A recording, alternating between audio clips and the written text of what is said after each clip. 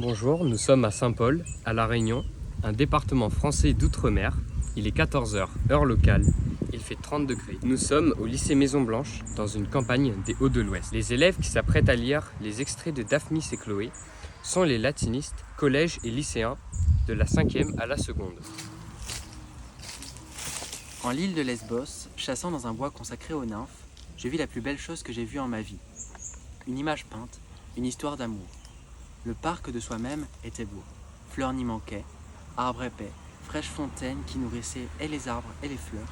Mais la peinture, plus plaisante encore que tout le reste, était d'un sujet amoureux et de merveilleux artifices.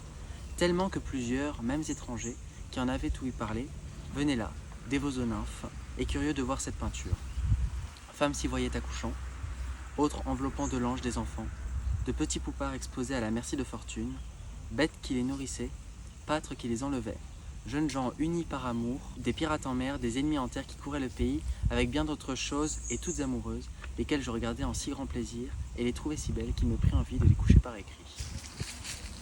J'y cherchais quelqu'un qui me les donnât à entendre par le menu, et ayant le tout entendu, en composait ces 4 livres que je dédie comme une offrande à Amour, aux nymphes et à Pan, espérant que le conte en sera agréable à plusieurs manières de gens, pour ce qui peut servir à guérir le malade, consoler le dolent, remettre en mémoire de ses amours celui qui autrefois aura été amoureux, et instruire celui qui ne l'aura encore point été, car jamais ne fut ni ne sera qui se puisse tenir d'aimer, tant qu'il y aura beauté au monde et que les yeux regarderont.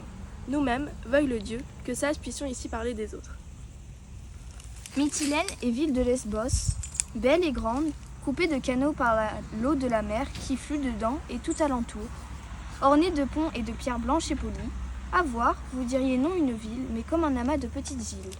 Environ 8 ou 9 lieues loin de cette ville de Mytilène, un riche homme avait une terre. Plus bel héritage n'était en de toute la contrée. Bois remplis de gibier, coteaux revêtus de vignes, champs à portée froment, pâturage pour le bétail, et tout au long de la marine, où le flot lavait une plage étendue de sable fin. En cette terre, un chevrier nommé Lamon, gardant son troupeau, trouva un petit enfant qu'une de ses chèvres allaitait, et voici la manière comment. Il y avait un hayet fort épais de ronces et d'épines, tout couvert par-dessus de lierre, et au-dessous, la terre feutrée d'herbes menues et délicates, sur laquelle était le petit enfant gisant. Là, s'encourait cette chèvre, de sorte que bien souvent, on ne savait pas ce qu'elle devenait, et abandonnant son chevreau, se tenait auprès de l'enfant. Pitié vint à l'amont du chevreau délaissé. Un jour, il prend garde par où elle allait, sur le chaud du midi, la suivant à la trace, il voit comme elle entrait sous le hayet doucement et passait ses pattes tout beau par-dessus l'enfant, peur de lui faire mal. Et l'enfant prenait à belles mains son pis, comme si c'eût été mamelle de nourrice. Surpris, ainsi qu'on peut penser, il approche et trouve que c'était un petit garçon, beau, bien fait, et en plus riche maillot, convenir ne semblait à tel abandon. Car il était enveloppé d'un mantelet de pourpre avec une agrafe d'or. Près de lui avait un petit couteau à manche d'ivoire. S'y fut entre deux d'emporter ses enseignes de reconnaissance, sans autrement se soucier de l'enfant. Puis ayant honte de se montrer du moins aussi humain que sa chèvre, quand la nuit fut venue, il prend tout.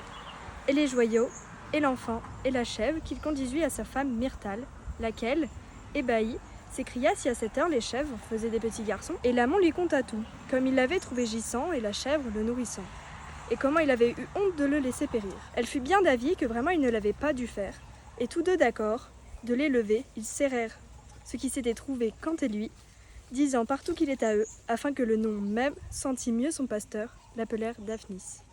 À quelques 2 ans de là, un berger des environs, qui avait nom Drias, vit une toute pareille chose et trouva semblable aventure.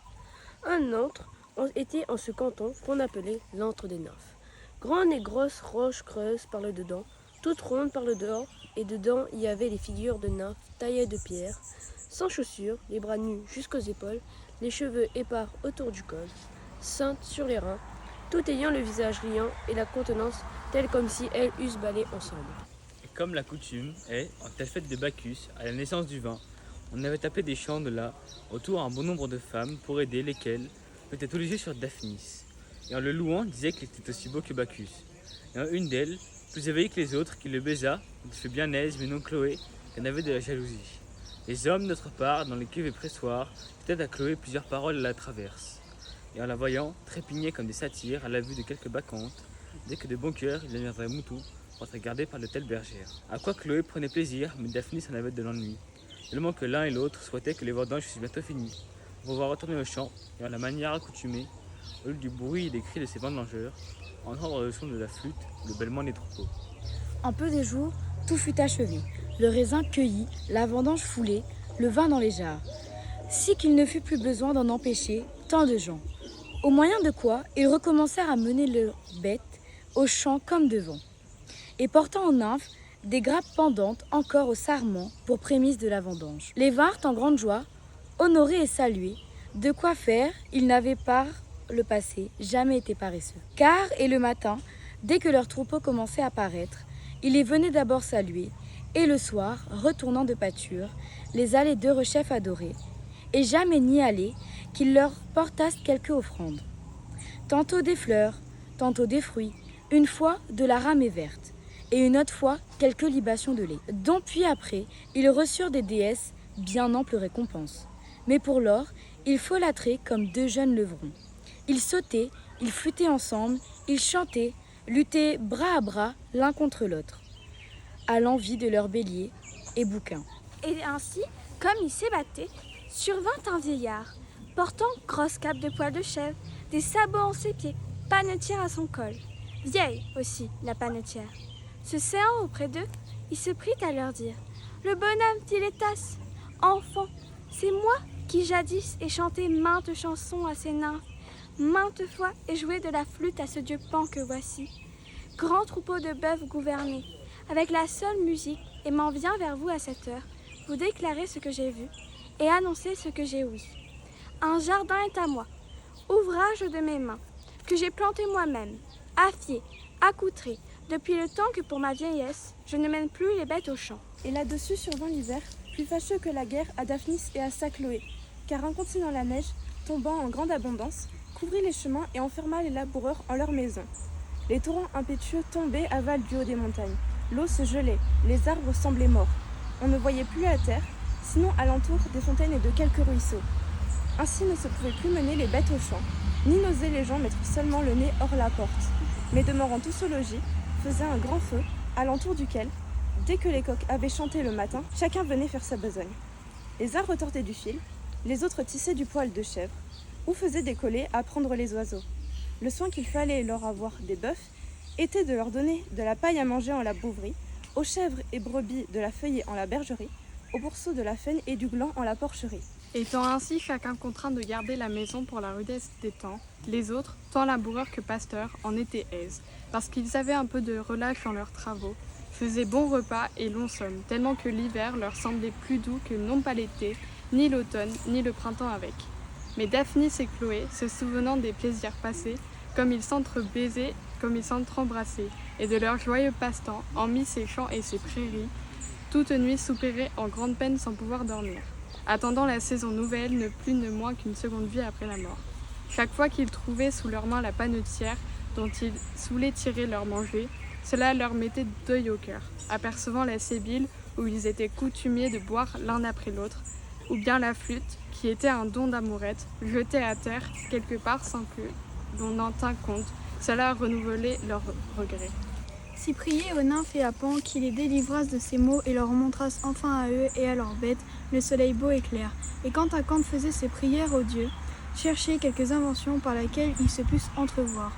Chloé, de soi, n'y eut que s'y faire et aussi n'avoir guère moyen, car celle qu'on estimait sa mère était tout le jour après elle, lui montrant à carder la laine et à tourner le fuseau, et lui parlant de la marier. Mais Daphnis, comme celui qui avait plus de loisirs et plus de sens aussi que la fillette, trouva pour l'avoir une telle finesse. Tout contre le mur de la cour étaient deux grands myrtes et un lierre. Les myrtes, bien près l'un de l'autre et quasi joints par le pied, tellement que le lierre les embrassant tous deux, et s'étendant en guise de vigne sur l'un et sur l'autre.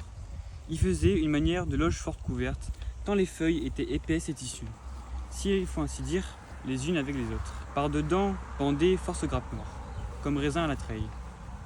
À l'occasion de quoi, il y avait toujours, mêmement l'hiver, grande multitude d'oiseaux qui lors ne trouvaient rien ailleurs, force merles, force grives, force ramiers, force bisées, et de tout autre oiseau aimant à manger grains de lierre. Daphnis sortit de la maison sous couleur d'aller tendre à ses oiseaux, ayant plein son pissac de foisse et de gâteaux au miel, et portant aussi, afin que l'on crût mieux, de la glu et des collets. La distance de l'une des maisons à l'autre était d'environ une demi-lieue, et la neige, non encore durcie par le froid, lui eût fait avoir bien de la peine. N'eût été qu'amour passe partout et franchit le feu, l'eau, la neige, voire même celle de la City. Daphnis fit le chemin tout d'une course et arrivé devant la demeure de Dryas, secoua la neige qu'il avait aux pieds, tendit ses collets, englua de longues verges, puis se mit en aguet, là au pré, épiant quand viendraient les oiseaux, et à l'aventure Chloé. Or, quant aux oiseaux, il en vint grande compagnie, et en prit tant qu'il avait assez à faire à les amasser, à les tuer, à les plumer, mais de la maison ne sortait personne. Homme ni femme, ni coq, ni poule. Ainsi se tenaient tous au-dedans, Chloé et Chloé, au long du feu, dont le pauvre Daphnis était en grand émoi d'être venue si mal à point et à heure si malheureuse. Si osa bien penser de trouver un prétexte pour tout droit entrer Léon, discourant en lui-même quelle couleur serait la plus croyable. Je viens quérir du feu. Comment? N'avez-vous point de plus proches voisins? Je demande du pain. Ton bissac est plein de vivres, du vin. Il n'y a que 3 jours que vous avez fait vendange. Le loup m'a poursuivi. Et où en est la trace? Je suis venue chasser aux oiseaux. Que ne t'en vas-tu donc après que tu en as assez pris? Je veux voir Chloé. Dryas et sa famille à table, le pain et la viande toute prête. Chacun entendait à boire et à manger. Et cependant, un des chiens de la bergerie, voyant qu'on se ne donnait point garde de lui, happe un lopin de chair et s'enfuit hors de la maison. De quoi Dryas, courroucé pour autant mêmement que c'était sa part, prend un bâton et court après. En le poursuivant, il vint à passer au long de ce lierre où Daphnis avait tendu ses gluaux, et le vit comme il chargeait déjà sa prise sur ses épaules, prêt à s'en retourner, et sitôt qu'il l'aperçut, oubliant échère et chien, « Dieu te garde, mon fils !» s'écria-t-il, puis le vient accoler et baiser, le prend par la main et le mène dans sa maison. On découvrait de là grande étendue de plaine, et pouvait-on voir les bergers gardant leurs troupeaux et les bêtes en les champs. De là, se voyait en plein la mer, et les barques allant et venant au long de la côte, plaisir continuel joint aux autres agréments de ce séjour. Et droit au milieu du verger, à la croisée des 2 allées qui le coupaient en long et en large, il y avait un temple dédié à Bacchus, avec un autel tout revêtu de lierre et le temple couvert de vignes. Au-dedans étaient peintes les histoires de Bacchus. Sémélé qui accouchait, Ariane qui dormait, Lycurgue lié, Panthée déchirée, les Indiens vaincus, les Tériniens changés en dauphins, partout des satyres gaiement occupés au pressoir et à la vendange, partout des bacchantes menant des danses. Pan n'y était point oublié. Un s'était assis sur une roche, jouant de sa flûte, en manière qu'il semblait qu'il jouait une note commune, et aux bacchantes qui dansaient, et aux satyres qui foulaient la vendange. Le verger étant tel d'assiette et de nature, l'amont encore l'appropriait de plus en plus, ébranchant ce qui était sec et mort aux arbres, et relevant les vignes qui tombaient. Tous les jours, il mettait sur la tête de Bacchus un chapeau de fleurs nouvelles. Il conduisait l'eau de la fontaine dedans les carreaux où étaient les fleurs. Car il y avait dans ce verger une source vive que Daphnis avait trouvée. Et pour cela l'appelait-on la fontaine de Daphnis, de laquelle on arrosait les fleurs. Et à lui, l'amont lui recommandait qu'il engraissât bien ses chèvres le plus qu'il pourrait, parce que le maître ne faudrait les vouloir voir comme le reste, n'ayant de longtemps visité ses terres et son bétail.